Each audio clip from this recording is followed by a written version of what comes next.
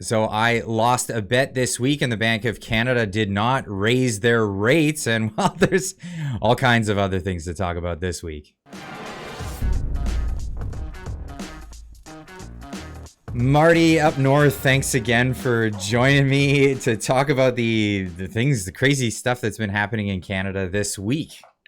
Yeah, Clyde, I heard your introduction. You lost the bet, but I would say all Canadians lost right now. I mean, the fact that that some people are cheering that the Bank of Canada is holding the line at 5% in and of itself is kind of a depressing thought. I don't cheer anything that's going on fiscally in this country at this point. Well, I honestly I believe that the Bank of Canada in their attempts to raise the rates were doing the right thing finally. This is really what my opinion was. There's been a lot of malinvestment. This is what happens when you have an economy where the central bank authority is keeping rates low for too long. Malinvestment occurs, and so does inflation. Inflation occurs massively, and what people don't realize is the biggest inflation in our economy is not just food, it's houses. Housing is really, really up. It's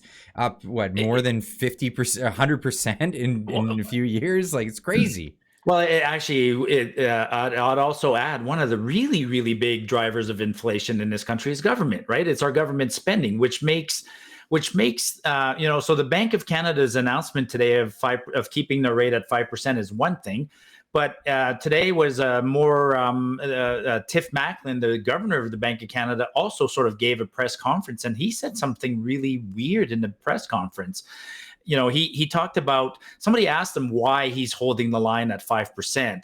And he basically said that he acknowledged that the government is a contributor to inflation, but he said as long as the government spending is matching their target of 2%, then the government doesn't contribute to inflation. I mean, it was really convoluted. So I felt compelled, to provide, the same graph I provided last year. The government spending, the $500 billion that the government spends is projected to go up by 4 or 5% every year for the next 5 years. So I found Tiff's comments completely, his justification for holding the line, he said that the inflation, that prices were coming down, housing was coming down, like you suggested, that the supply and balance is coming back in balance. But I didn't buy his explanation.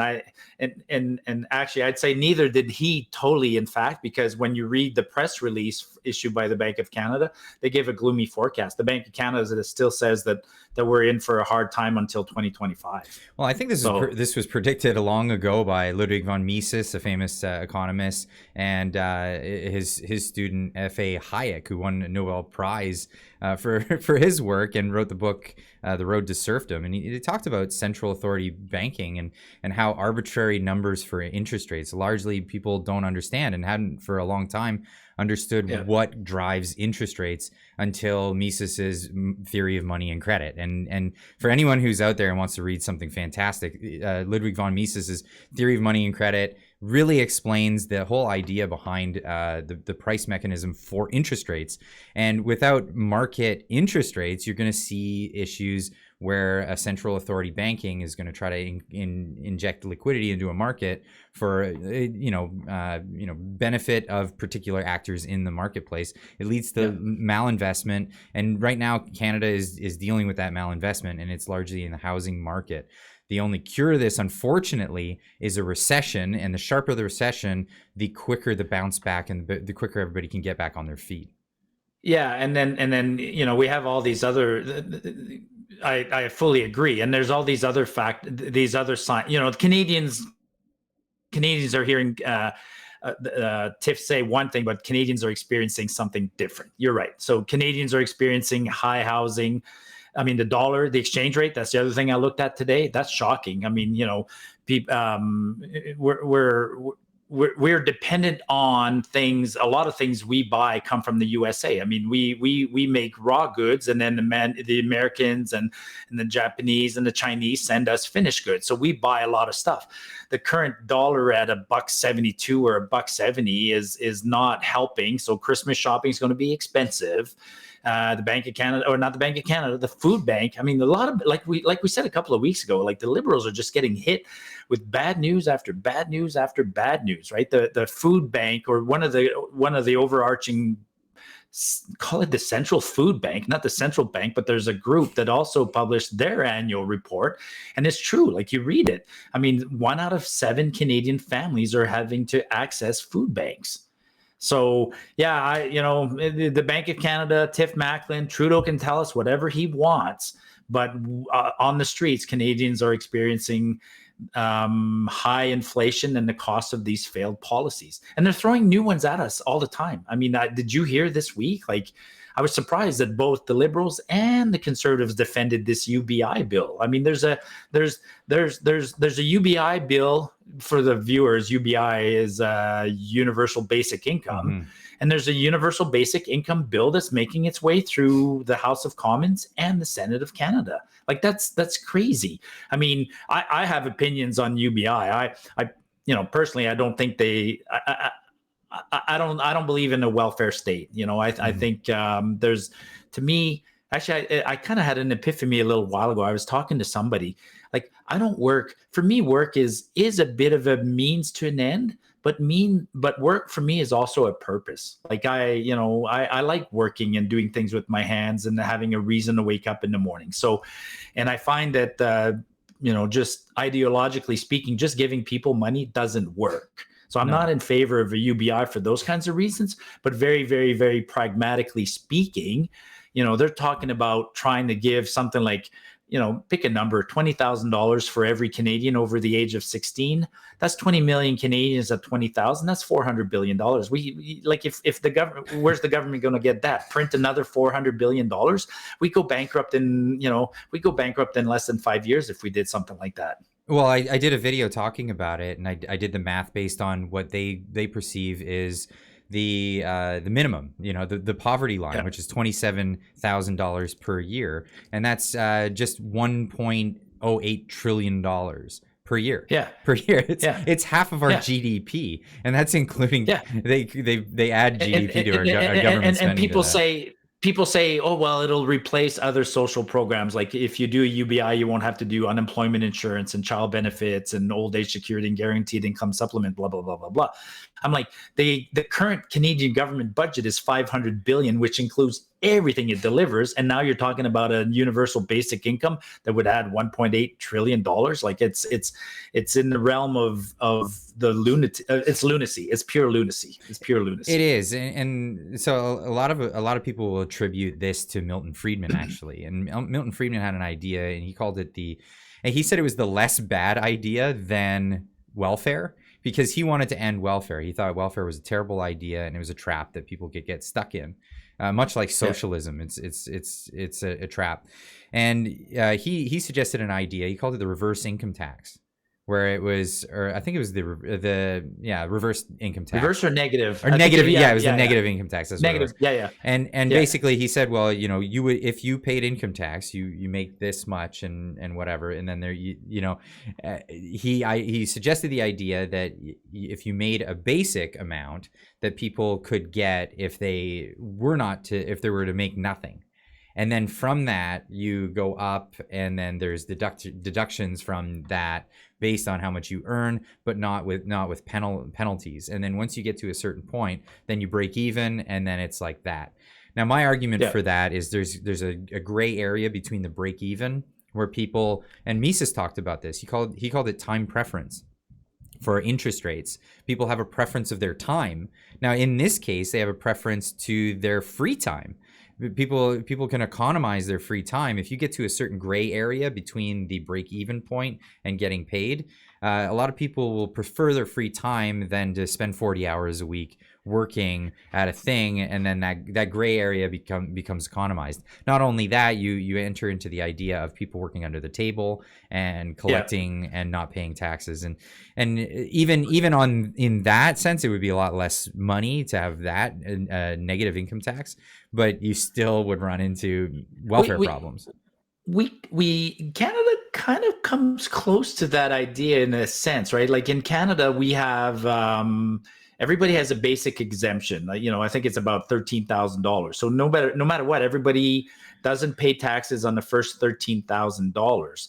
Mhm. And Friedman's idea would work if we weren't stuck in this calendar year, or if you could carry over your exemption. So if you didn't work one year, you could take your 13,000 and carry it the next year, because that's a problem in Canada, right? When you don't work, well, it's not a problem, but if you don't work, you don't get exemptions, you don't get credits, you don't get anything if you don't have income. Mhm. I like that idea. It's an interesting idea. It'd be kind of like, well, we're allowed to carry capital gains and capital losses and things like that. So why wouldn't we be allowed to carry that minimum income, a minimum deduction from year to year when you got a bad year and use it in a good year? Yeah, it's an interesting So what's idea. what's very different about what they're suggesting in Canada, though, is that this would be money that they give out to everyone, regardless of income, regardless of anything. Yeah. This is everybody. So that means, Elon Musk, he's still technically a Canadian. He would be eligible to collect this.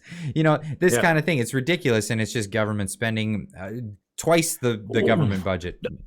And actually, the wording in some of the UBI Act right now is very scary, because it's not even Canadian citizens, it's persons living in Canada. So some people have questioned, like, does that include foreign students? Because there's currently nearly 1 million foreign students, and the way it's written right now, that might include those people. Hey, did you know, did you see some of the numbers this week? Did you know that there's 50,000 Canadians living in Lebanon and Palestine and places like that? No. There's a lot of Canadians that don't live in Canada. A lot of Canadians. A lot of expats. Okay. I don't know if they're expats or what they are, but anyways, funny how that story's already gone. Funny, sad. I don't know. It's my impression. We're already not even talking about Palestine. We stopped talking about Ukraine a while ago. I know I haven't been talking about it because it's a contentious issue. I know why we stopped talking about Ukraine. We invited a Nazi to the House of Commons and then embarrassed Zelensky. So I guess we stopped talking about that. But distractions. Let's face it. The government wants distractions. Yes, they do, and that's actually what I was getting to with this whole idea of UBI. The UBI is a way for it's a last ditch effort for the Liberals and the NDP to come in and promise stuff that they cannot deliver. We just can't deliver it. They're getting people's hopes up. They're getting excited, and they're actually piggybacking this off of the whole CERB payments and saying that this would be like CERB, which was a flop. It was a failure. It was absolutely horrible. It cost too much money and too much corruption in it, too many people collecting that were ineligible, and then too many people who were eligible being told that they have to pay it back. Yeah, CERB was floating. CERB was, correct me if I'm wrong, CERB was $2,000 for 12 months or 12 different periods, so about 24,000. Yeah, so CERB, they were floating a UBI. That's the idea, that they were floating with CERB. Hey, maybe that's what we do for bets now. We're not quite in an election, but maybe we need to start betting on what are going to be the next crazy government promises. They did that in Quebec a few years ago. I think during the Quebec election, they had added something like promises. Somebody totaled the promises and were worth 4 times the current budget of Quebec. So, so we're adding UBI at 1 point. What'd you say? 1.08. Yeah, 1.08. Let's go 1.1. Yeah. At least twice the current budget. So let's start the list. What other crazy ideas? And if we're going to start before the government, the other reason, I don't want the government to, we got enough spending. We need the spending brought under control. The wasting that's going on in the government. This week, we're still trying to figure out what went on with ArriveCan. We're still trying to figure out what went on with the SNC Lavalin fiasco. We're still trying, the government, man, never mind how much the government spends properly. I'm equally concerned about how much the government spends improperly. We're getting to the point where 1 billion, a number with a B, doesn't even scare Canadians anymore. The government wastes $1 billion and we just go, it's $1 billion. Speaking of which, if I've ever found myself in trouble, I'm gonna shop for a liberal or a liberal or NDP MP to come to my arraigning so that they can adjourn it and I'll get away with Cool. everything. That would be Perfect. fantastic if the average citizen could do that when they're in trouble. So you're talking about that the SNC committee is what you're That's talking what I'm about today. talking about. They Yeah, were yeah, yeah, yeah, bringing yeah, in yeah, yeah. a commissioner of the commissioner of the RCMP, who's not Brenda Lucki anymore. She stepped down, but he came in and they were going to ask about, and this is a contentious thing, right? Even the Democracy Yeah. Watch, which is a NG, I think it's a non-government organization charity thing that does journalism, that tries to investigate into the government. They had a freedom of information request put in for the files of what happened with the investigation into SNC Lavalin and the cabinet confidence stuff that they were declaring. What happened? A 96-page document was what they were after. They came back and said, oh, it's still under investigation. Then when they came out and said, oh, well, hey, everybody, look, they're still investigating this, the RCMP said, no, we're not. And then they said, oh, no, we did that so we could redact 86 pages of the 96-page document. And they said, okay, well, you did that illegally. Can we have the 86 pages? And they just walked away. So we have that. And then we have this situation where they wanted to ask them personally to the commissioner, and they just adjourned the meeting. Yeah, they had the commissioner as a witness.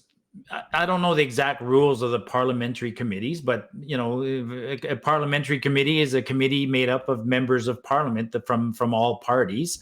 But generally speaking, the committees are always chaired by a Liberal. That's almost always how it is. So yeah, conveniently, the Liberals here in this case, it wasn't the chair. Well, it was an ethics committee, and this is like we don't even have an ethics commissioner, so these other people are putting this committee on.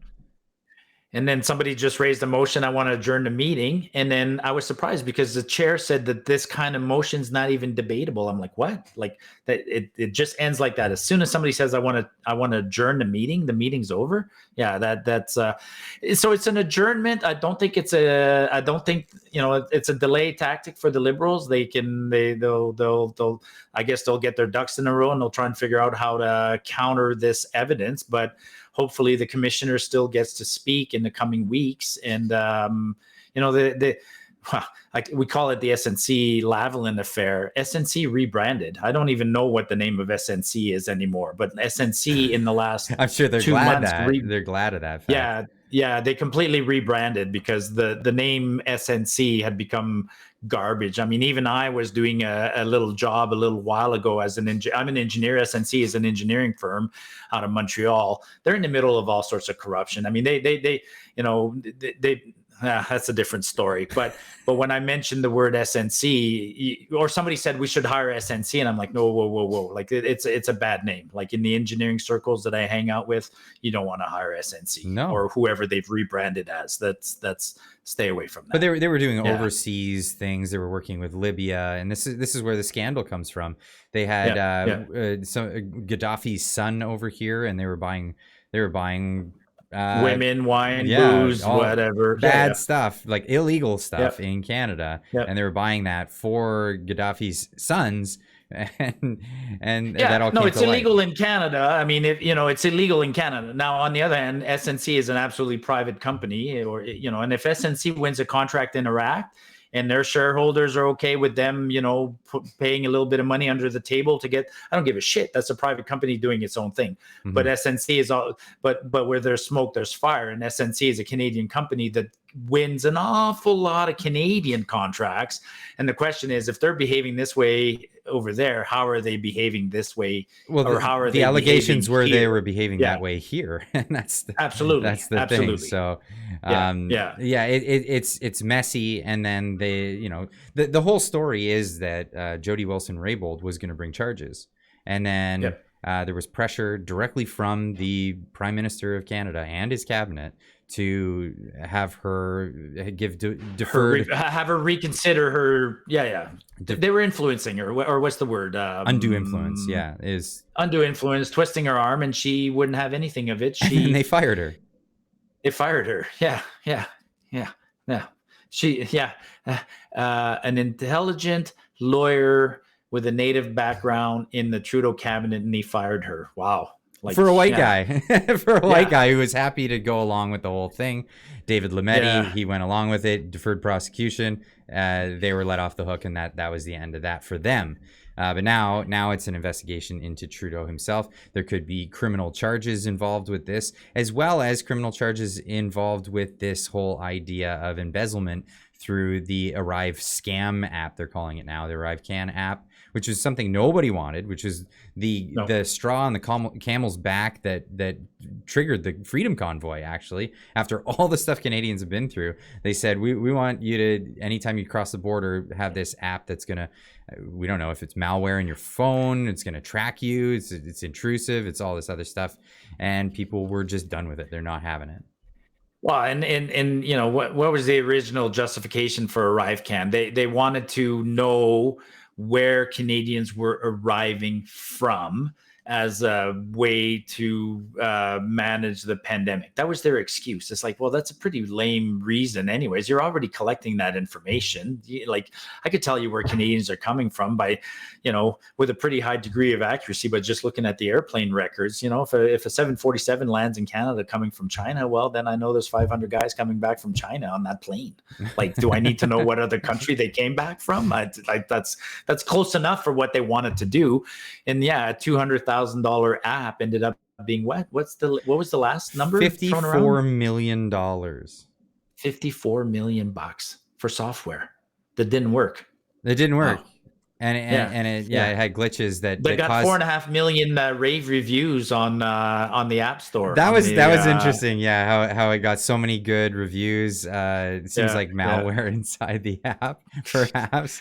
I don't know. And this is what Canadians. This is why Canadians didn't want to put it on their devices, because it was intrusive. Even like Japan's known for being quite intrusive in their practices. But when I traveled there, they used a website. And you could use it on your laptop, you could use it on your phone, and it would just. So when you went to Japan, because I haven't left the country now, and I'm going to say 3 years, you had to do something similar to the Arrive Can coming back? No, not coming back to Canada. No. I could have chosen to use. I just refused. But going to Japan, it was you use a web browser and you just entered your information through the web browser, and it's which we've always done in the past, right? When you're booking your tickets, they want your passport number and a couple of things like that. It was just a declaration of your any goods and stuff that we're bringing into the country, and then it also asked, what's your status on vaccines, and have you had a test recently? If you didn't, So we did the swab test, and then we got through. It was no problem. Right. So I mean, it's an app we didn't. I'm due for a trip somewhere. I'm due for a trip, man. I don't know what your. Did you see the news? I woke up this morning and I had to start my ATV and go plow my driveway. I have 8 inches of snow on my driveway, so I need a vacation somewhere. I was just shaking my head, just thinking like, why did I move to British Columbia again? Why did you move to British Columbia? Why cheaper taxes? You got me on that one. You definitely got me on that. I'll think about that tomorrow when I ride my bike to work. But you want to gossip a little bit? Did you see the story about Sophie Trudeau? I heard about it. Tell me about it. I saw the headlines and went, apparently now, I mean, the Trudeaus announced their separation. When was it? Like, I think August, not too long ago. But now somebody did some digging and found a divorce case, which turns out is the new boyfriend of Sophie Trudeau. So Sophie Trudeau's new boyfriend is a doctor at the Children's Hospital of Eastern Ontario. Nobody gives a shit about that. That's the only interesting part of this story is that they've been together since long ago. So the Trudeaus. We suspected this when Trudeau took her to his wife Sophie to the Queen's funeral. They weren't together. When he paraded her for whatever, they weren't together. So the Trudeaus have been divorced for a long time, and it's been kept a secret from us. The only real concern for Canadians is we're paying for security for 2 people. That's it. It's gossip, but it is what it is. The only thing I ever got from the concept of him being a divorcee and this whole thing was that that's personal business. I don't care much about it, Yeah. but it does underline the fact that Trudeau doesn't see anything through. He doesn't stick to his commitments. He doesn't do that stuff. So whatever it was that tears a marriage apart, I mean, both parties could be involved in that, but they're both just not the kind of material that we probably No. want to be at the helm of our country or our nation. No, I mean, what I find fascinating now is how the PR apparatus of the Liberal Party now, switches gears and portrays Trudeau as just a struggling single dad. Like it's like, struggling oh, a single struggling dad. single dad with $80 million bank account and a private jet to fly around the world wherever he wants. And But two like chefs. father, Well, yeah, like son, isn't it? yeah. Like didn't his dad was the one, Pierre Elliott Trudeau, he got divorced while he was in office. Yep. And his just like his mom, his wife was off the off parallels getting between somewhere else. Oh no, the parallels between Trudeau Senior and Trudeau Junior are so many, right? I mean, both hate Alberta, both presided over huge ramp ups in debt, both had huge interest rates, both got divorced, both lost to big time and almost destroyed their parties. I think Trudeau current is about to do that. We talked last week. I mean, I think the Conservatives Both are had an looking at affection for communist China both, yeah. So we can go on and on and on. I mean, the and only other thing Trudeau dictators hasn't, the one Fidel Castro. Fidel Castro. The only thing Trudeau Jr. hasn't done yet is given the finger to the whole country, like his dad did. But he's done pretty much everything else. So Well, he has figuratively. he can do me a favor. He can, now that the snow fell. Hey, Justin, if you were waiting for the snow to fall so you could do like your dad and go for a walk in the snow down Sussex Street. All right, now's the time. Go for a walk, buddy. Reconsider, do some introspection, and resign. Okay, that's it. It's time. I just don't think he will. I think I know. he's done. That's the He's bet I done, lost last week, right? Yeah, right. Yeah. That's it. Yeah. Now, Yeah. holy cow! Other things that have been happening around the country. There was 2 Calgary men that were charged for a conversation. This is like, speaking of fraternizing with communism. This is the kind of thing that you only see in foreign dictatorships. Now, I got this from the Western Standard. This is a story here. 2 Calgary men charged for a conversation on transit en route to the 1 million March for Children. So this was back in September. There was September 20th, I think. Yeah, and there was another one just last weekend. I attended one in Surrey just last weekend. A lot of good people came out. It's not nearly as big as the one a month before. But this is the story. 2 men charged for conversation on transit en route to that. It says, according to the city's bylaw, passengers must not interfere with the comfort and convenience or quiet use and enjoyment of the transit system of any reasonable person. The 2 individuals report having had a private conversation on the C train with a like-minded passenger while traveling to the march in a nearly empty train car. So like, this is somebody well away from them. However, it appears that the conversation was overheard and reported. The men were detained when they got off the train. The one was handcuffed while the police confirmed his identity, and then both were issued a ticket and summons to court. TDF wrote the city of Calgary for disclosure about this alleged offense, but has not yet received a reply. So this is, what do you even say? That's crazy, Clyde. That's crazy because I'll just tell you, like, I rode the train for years to go downtown Calgary, and I've seen the train stop. Like, in Calgary, if there's a disruption on the train, you pull or you press on the button, depending on the car stops at the next station, and then either the driver comes or if there happens to be security people.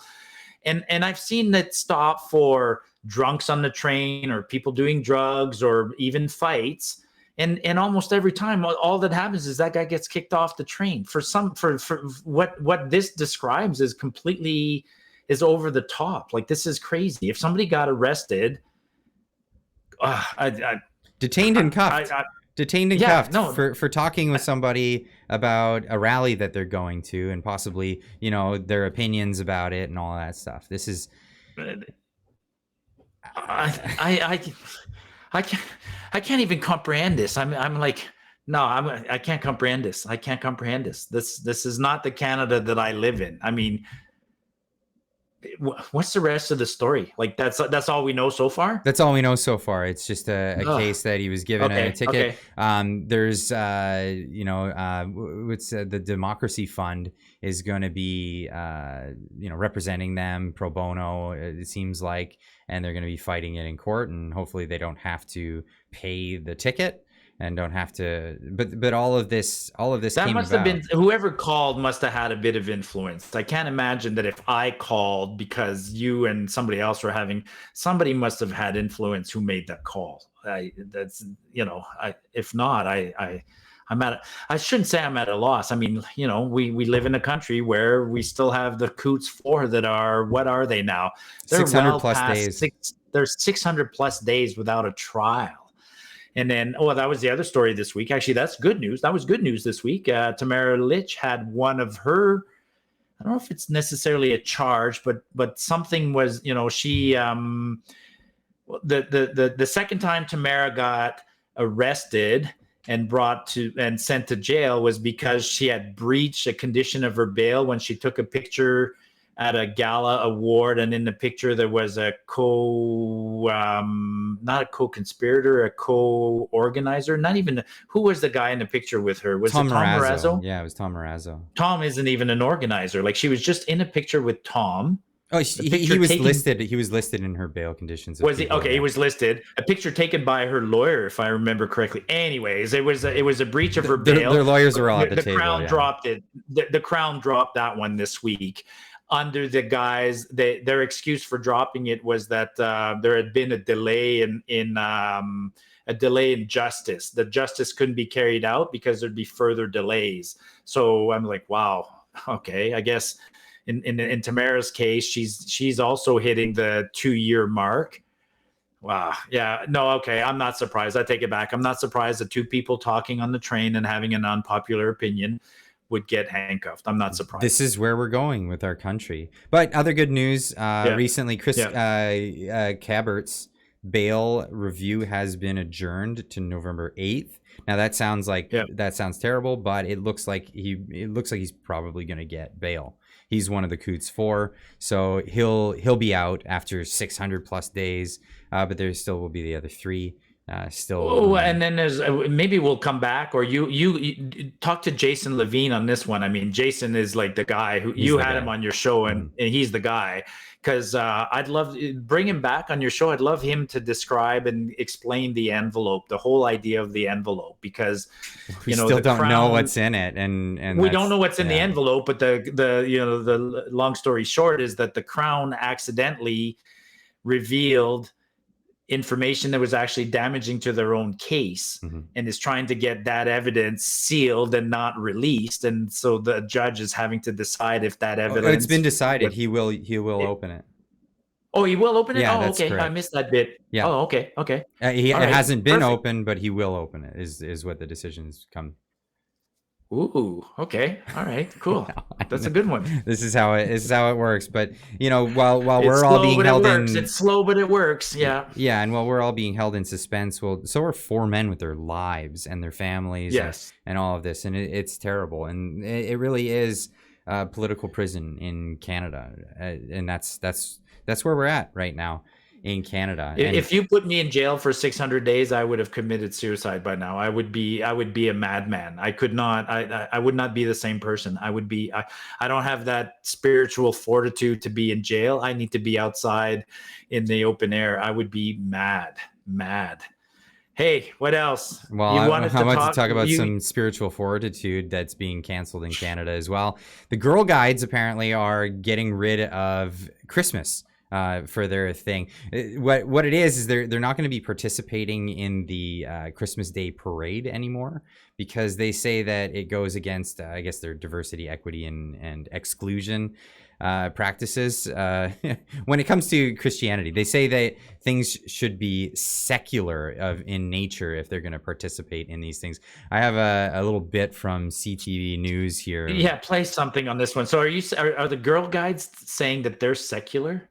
Yeah, that's what they're saying. So that's what they're saying. Well, we'll go get into the clip and you'll understand exactly what I'm talking about here. Good evening. We begin tonight with a change for Girl Guides Canada. They are no longer participating in Santa Claus parades anywhere in the country. It's a relatively new policy banning Girl Guides from anything remotely connected to religion because it's against their inclusive values for all Girl Guides. All of this coming to light over Santa Claus parade in Canada. CTV's Leah Larocque is following the story for us and joins us live. Leah? Graham, Girl Guides Canada says this is a way to make sure that everyone feels included. But Except some the say this goes too Christians far and will leave some girls excluded What? from a long-time community tradition. When Santa Claus... Like, no joke. How can they say that with a straight face? They're included by excluding themselves from this event. This is really what's going on. Their whole community is going to be involved in this Canada Day parade, and for the sake of inclusion, how old are Girl Guides? How old are Girl Guides? They're little girls. Ballpark, like they're under 12, like 11? I think up to 14 or something like that. I think above that they have to go into. I can't imagine being a parent whose little girl has been selling cookies, doing these good deeds, all sorts of nice things, getting together with her friends every week, and then looking forward to the Christmas parade. I mean, if it was my girl, I'm a Christian. Even if I'm not a Christian, I live in Canada and I appreciate a Christmas parade. It's a Christmas parade. But now for somebody to say, sorry, little girl, but we're not going to the Christmas parade because the parade is non-inclusive. How can you say that? Like that's a stretch. I mean, I've been to Christmas parades. It's not just we're not parading Santa Claus or Jesus on a crucifix. There's bands that are there. There's community groups. There's the Girl Guides. Oh my God. Well, and Christmas is so secular anyway. It's become a secular holiday. Even in Japan, where I think there's like a 2% Christianity in that country, they celebrate Christmas. It's not like their top thing on their calendar, but they celebrate it and people enjoy it. They like Santa Claus and they like the presents and they like all that stuff that goes with it. In fact, Santa Claus is not Christian at all. He comes from I think Norse mythology. The whole I mean, it was Jesus born on December 25th. And where does Santa Claus come from? And the idea of it's well, I believe that Christmas became the holiday that it did because it was winter solstice under the pagans in Rome when they switched over to Christianity. Modern Christianity is a giant amalgam, and the symbolisms of modern Christianity are a giant appropriation of other cultures over the years. I mean, it's 2,000 years of appropriation, But it's enjoyable. I mean, everybody can really enjoy it. And growing up, do I get offended by Halloween? Do I get offended by Cinco de Mayo? Do I get offended by the Chinese New Year and St. Patrick's Day? Like, come on, folks, be happy for other people. and the Girl Guides, really? Like, I mean, speaking of trains, like they're always there at this time of year. You get off the train and there's the Girl Guides, and they have 2 flavors of cookies, the white ones and the brown ones. And I take 3 boxes and I only come home with 2 because I eat a box on my way home. Like it's the way it is. My wife always says that. You only bought 2 boxes? Nah, I bought 3. I give them boxes, or I buy their boxes no matter what they're serving, but I always end up with the peppermint patties, and I hate those, so I give them away. I don't know. I don't know what it is, but good news is there was reaction from the locals, and they weren't on board with it. And here's their reaction. I think it sounds silly. I find that very, very foolish. Christmas, no matter like how you try and frame it, is like ultimately like a Christian celebration. So I can understand why they may not want to like side. CTV News did speak with several Girl Guide leaders who did not want to appear on camera. They said although the decision to not participate in the Santa Claus parade did involve having some tough conversations with Girl Guide members, but they say it does align with their policy of inclusion. It was really fun. I liked that I could do it with some of my friends at school. Emma Fleming was a Girl Guide for many years. She says this policy goes too far. Especially the little kids, they get excited when they can feel included in different things.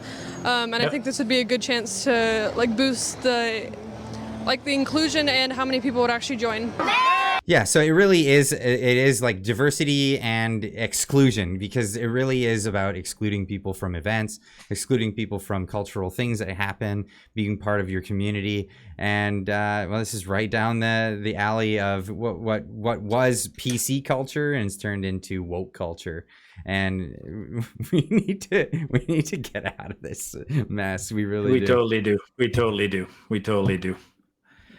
Oh well, yeah, another week in Canadian politics, like insanity, Canadian insanity. It really is. Yeah.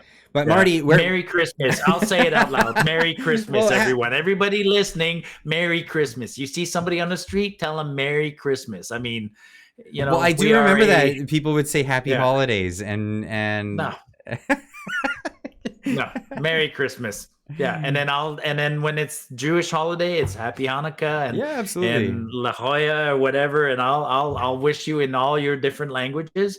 This one's mine. Merry Christmas. Done.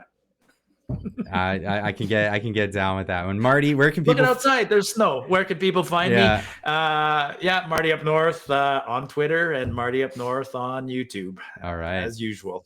And as usual, links are always in the description down below. Check them out, and we'll see you in the next one. Keep on trucking. All right. Cheers, everyone.